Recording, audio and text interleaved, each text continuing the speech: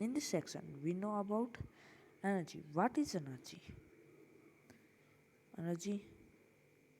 Energy is capacity of doing work. Capacity of doing work, कितनी क्षमता है कार्य करने की, ठीक है, उसे ही हम एनर्जी कहते हैं।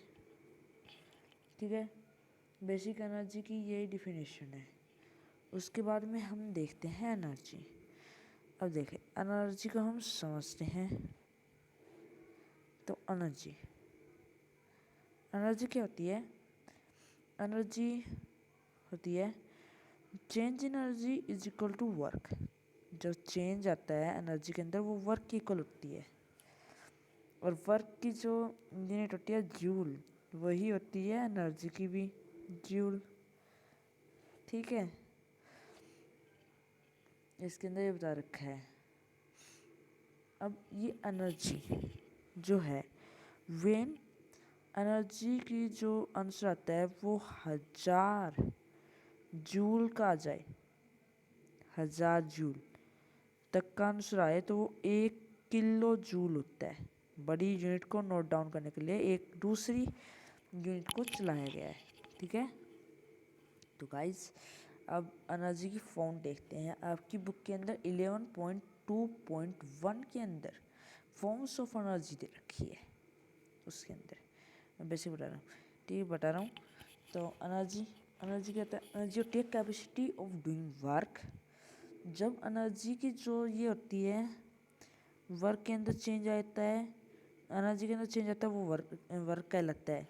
जो वर्क की जो यूनिट होती है जूल, वो ही एनर्जी की यूनिट होती है जूल। ठीक है, और इसके अंदर इन दिस सेक्शन के अंदर हम एनर्जी को अच्छे से डिफाइन करेंगे। जब एनर्जी 1000 जूल से ज़्यादा हो उस टाइम पे हम बड़ी यूनिट को मापने के लिए हमने एक अलग यूनिट नोट करी है जो है 1 किलो जूल। 1 किलो जूल किसके बराबर होता है? 1000 जूल के बराबर होता है। ठीक है, अब हम अलग अलग तरीके की एनर्जी देखते हैं। तो हम लिख देते हैं कि आपके किस पार्ट के अंदर है बुक के अंदर।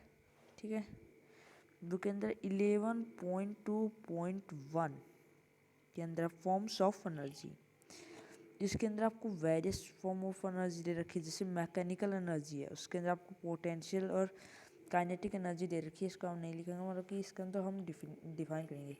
केमिकल एनर्जी दे रखी है, जैसे 2 ऑब्जेक्ट है, उन 2 वे हैं सब्सटेंस, इन दोनों के बीच जब केमिकल रिएक्शन होता है तो इनके अंदर भी एनर्जी होती है। ठीक है, और इलेक्ट्रिकल एनर्जी, विद्युत ऊर्जा, इलेक्ट्रिक के अंदर भी जो है इलेक्ट्रिक के अंदर भी एनर्जी होती है। इलेक्ट्रिसिटी जो है वो भी एक इलेक्ट्रिकल, वो भी एक एनर्जी है, इलेक्ट्रिकल एनर्जी। और हीट और लाइट एनर्जी है। इसको देखिए, एक सन, उसके अंदर गर्मी भी होती है और लाइट भी होती है। ठीक है, और फिर जैसे ये सोलर प्लेट्स है तो उस सन की वजह से चलते हैं, और सन के अंदर दोनों चीज़ होती हैं। मतलब कि जो ये दोनों हैं ये एनर्जी की फॉर्म की है। एनर्जी से ही तो काम होता है, कैपेसिटी है इसकी ये काम करने की। ठीक है, अब उसके बाद में चलते हैं। उसके बाद में आपका 11.2.1 फॉर्म्स ऑफ एनर्जी ज़्यादा बड़ा नहीं था। उसके बाद में आता है 11.2.2 काइनेटिक एनर्जी। ठीक है, what is kinetic energy? Kinetic energy के अंदर क्या देखे रखते हैं? In the kinetic energy possess motion. इसके अंदर मोशन होता है, कितनी अच्छी बात है, इसके अंदर मोशन होता है, स्पीड होती है, वेलोसिटी होती है इसके अंदर। ठीक है, और वहीं पर हम पोटेंशियल एनर्जी को देखें तो उसके अंदर स्पीड और वेलोसिटी नहीं होती है। ठीक है, नहीं होती है ये।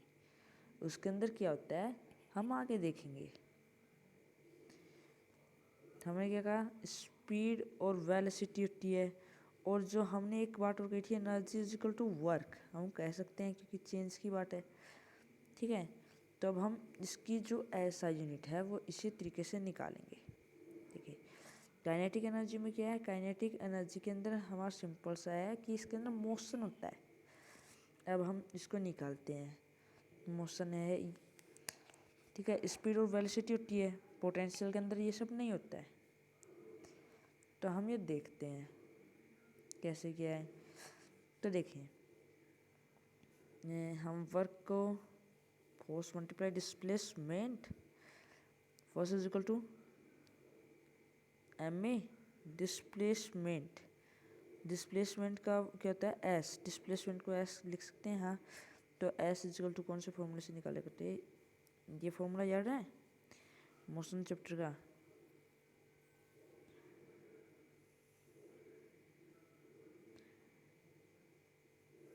याद है, वो फॉर्मूला यहाँ पर आ गया।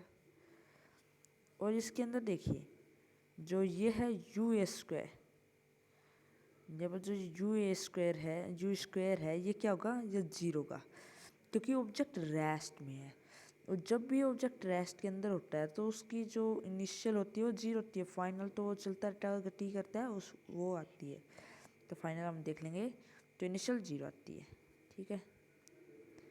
अब कटे वो काट दे, ऐसे ए गया, ये जीरो तो इसकी कोई इफेक्ट नहीं है, 1/2 के 1/2 मल्टीप्लाई एम जी, और इसका हम बेसिक हाफ एम विथ 2 ये लिख सकते हैं। आपका एग्जाम्पल शोर कर लेते हैं, ठीक है। एग्जाम्पल शोर कर लेंगे। ये आपका सेकंड पार्ट चल रहा है। फर्स्ट पार्ट जो है हमने वर्क के बारे में बताया था फर्स्ट पार्ट के अंदर, तो फर्स्ट पार्ट जल्द से जल्द देखना, ठीक है, अगर आप सेकंड पार्ट देख रहे हो तो। उसके बाद में हम जो करने जा रहे हैं एग्जाम्पल, आपका बुक का एग्जाम्पल ले लेते हैं। कौन सा एग्जाम्पल है, 11.3, एग्जाम्पल 11.3। इसके अंदर 15 kg मास दे रखा है, फॉर्मूला ये है, मास आप लोगों को दे रखा है 10 kg, वेलोसिटी 4 दे रखी है, तो 4 को 2 बार कर लेते हैं, तो 15 मल्टीप्लाई 8 120, 1000 से ज़्यादा नहीं है, 1000 जूल से ज़्यादा आंसर नहीं जा रहा, इसलिए हम किलो जूल नहीं लिखेंगे, सिंपल है। तो हम इसको जूल लिखेंगे, 120 जूल, 120 जूल इसका आंसर आ गया, ठीक है, सिंपल। अब हम समझते हैं पोटेंशियल एनर्जी को।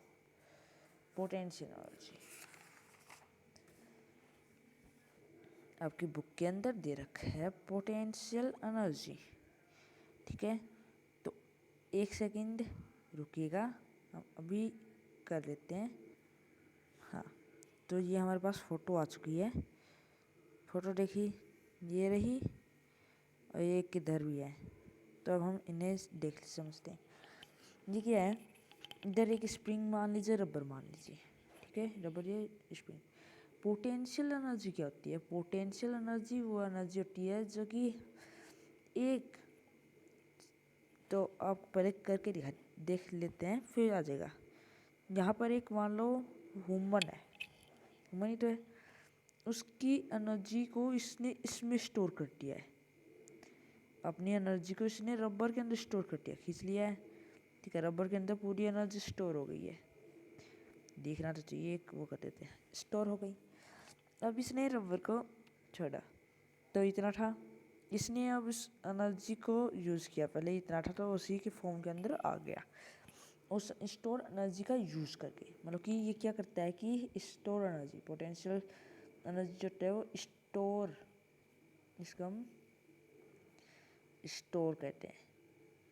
इन this energy our object store the energy of person, कि एक पर्सन या फिर एक लिविंग थिंग ही उसे दे सकती है, ठीक है, उसका ताकत। तो यहाँ से ये वाला समझ में आ गया जी। यहाँ पर हमने सारे जो है इसको रबर को हमने खींचा, ताकि जो और सारी सारी पावर इस रबर के अंदर आ गई, स्टोर हो गई एनर्जी, छोटे के साथ इसने इस स्टोर एनर्जी को इसको दे दिया, ठीक है। अब एक सिंपल सी चीज़ बताइए, हमने इसको इस एनर्जी दी है इसको, इसको एनर्जी डी है। तो हमको बताइए कि इसके अंदर मोशन हो रहा है कि भाई हम 10 मीटर पर सेकंड के हिसाब से इसके अंदर स्पीड हो रही है, नहीं हो रहा ना। हाँ ठीक है, तो इसका बस बेसिक ये है कि भाई इसके अंदर जो है हम किसको नहीं ले सकते, इसके अंदर हमारा जो मोशन नहीं होता है, मोशन अपोज नहीं होता है, ठीक है, नहीं होता है, इसकी भी जूल आएगी। अब जो इसका फॉर्मूला है वो चलता है तो हमारे potential energy of an object at A height, कौन सा है 11.2.4। मैं जो ये मिलाता जा रहा हूँ इसे देखते जाइए, ठीक है। Potential energy of an object at A height, height से तो आपके दे रखा कि एक डब्बा है, ठीक है, आपके जैसे दे रखा है वैसे कर रहा हूँ। ये हाइट हो गई, यहाँ पर वो डब्बा गिर गया है इस सरफेस से। तो क्या किया हमने, यहाँ पर एक डब्बा धरा है, ठीक है, हमने इसके अंदर स्टोर कर लिया इसने हमारी एनर्जी। अब ये नीचे गिर रहा है, ठीक है, पहले टाइम पे तो आपने से ही करिएगा। तो ये यहाँ से अपनी हाइट नोट हो रही है, ग्रेविटेशन इसको नीचे खींच रही है और ये इसका मास भी कुछ काम कर रहा है। इन तीनों से इसका फॉर्मूला बन रहा है, ठीक है। एक तरीके से हम ये कर सकते हैं कि भाई ऑब्जेक्ट के अंदर मास है तो मास का भी कंट्रीब्यूशन है, हाइट है और ग्रेविटी फोर्स लग रही है तो इतनी हाइट पर गिरेगा और इतनी ग्रेविटी फोर्स है, ठीक है, ग्रेविटी फोर्स लग रही है। तब देखिए इसको सिंपली प्रूव कर देते हैं। Force is equal to, force से कर रहा था पता नहीं क्या हो गया, ये बन गया है force is equal to M A.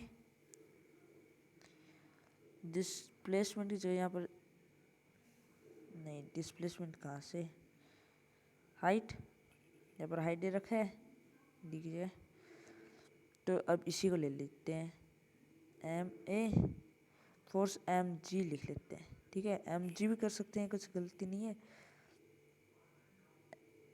M G H constant 9.8 होती है, पता है ना जी की वैल्यू, ये हमारा प्रूव हो गया। बस इतनी सी करनी है, एफ इज इक्वल टू ये इन दोनों को मल्टीप्लाई किया करता है, पोटेंशियल एनर्जी ऐसे ब्रेकेट बना कर लिख देना यहाँ पर, पोटेंशियल एनर्जी, एनर्जी नहीं सॉरी, ठीक है, और फिर मल्टीप्लिकेशन करके दिखा देना, ठीक।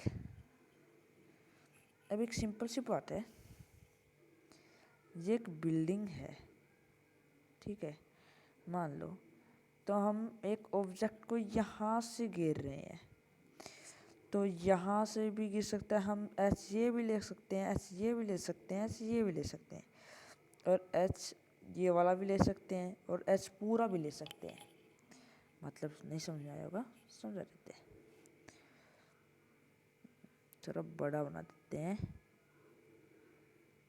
ये एक बिल्डिंग है, यहाँ से एक ऑब्जेक्ट गिर रहा है तो हम एच इतना भी ले सकते हैं, ठीक है, कि भाई हम यहाँ तक ही गए रहे हैं उसे, या फिर इसे जिसकी सीधा यहाँ तक भी ले सकते हैं, या फिर इसे पूरा भी ले सकते हैं, ठीक है। पर आखिरी जो पॉइंट लेंगे ये वाला ले लिया, जैसे कि भाई ये वाली लाइन ले ली, यही होती है, इसको हमें जीरो मानना पड़ेगा, आखिरी डिस्टेंस को हमें जीरो मानना पड़ेगा, चाहे कहीं से ही ले लो, ठीक है। ये हमारा इसके अंदर टॉपिक कंप्लीट होता है। अब हम अगले पार्ट के अंदर मिलेंगे, अगली पार्ट के अंदर एग्जाम्पल और कुछ बचा हुआ है ये, ठीक है, तो चलते हैं।